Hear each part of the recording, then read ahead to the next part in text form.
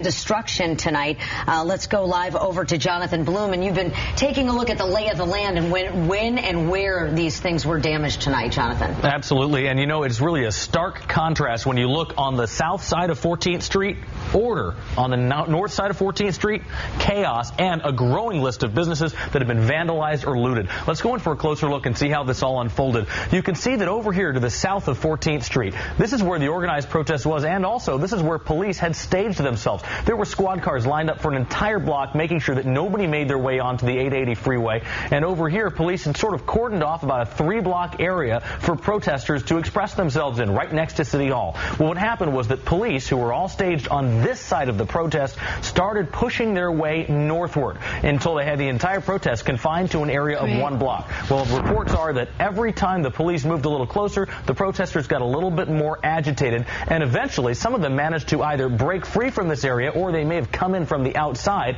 And on this side, the north side of 14th Street, this is where the trouble began. Looters first hit a Foot Locker store, then they hit what turned out to be a vacant Far East bank, breaking the plate glass windows and the metal gates on both of those businesses and stealing some of the merchandise inside the Foot Locker. Much of that wound up scattered all over the street. Then it appears that the rioters, who police classify as anarchists, moved in this direction. They continued moving northward here at 17th Street, where you see that red line there. Apparently they made their way to the south. There was some trouble on Franklin Street that police had to deal with.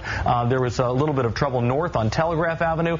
There was a small fire set in a garbage can somewhere around this area. And the rioters continued moving their way northward. You can see this was a huge fire. We actually saw it on our live cameras over here at 19th and Telegraph. And then the next thing we heard was that a jewelry store was hit right over here just before 20th and Broadway. Well, when the protesters, or I should say the rioters, reached 20th and Broadway, that's when police got out the smoke bottles. And they used those because they were something that's not dangerous, but is a signal that we're going to throw tear gas at you if you don't disperse. And a lot of people started getting arrested at that point. Now we're starting to hear reports that other places are being vandalized. Most recently, we heard that the Sears building, which now contains lofts, was vandalized. Some of the windows on the first floor were all broken out. And that's way over there. You can see how far away from the riot it was. And a Whole Foods that's way over here on Harrison has also been vandalized, according to reports. And once again, you could see how far that was from the original protest.